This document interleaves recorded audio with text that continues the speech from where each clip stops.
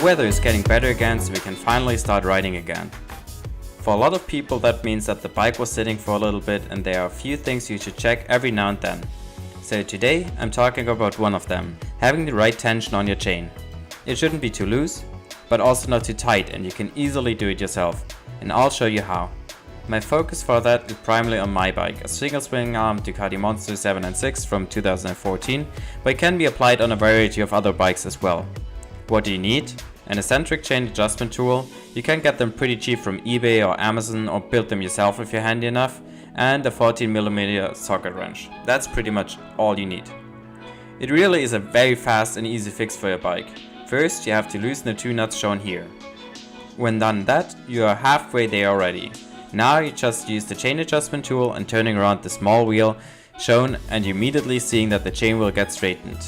Now you just have to look up the recommended slack for your chain. For my Monster, I checked the owner manual and measured it to get the right fit. After doing it a few times, you'll get a feeling for it, and you know what the right tension is just by looking and playing with your fingers with it. After getting the right tension, you only have to tighten the two nuts again. And please do that as shown, do not put too much stress on one side. Now you're all set. Thanks for watching and ride safe.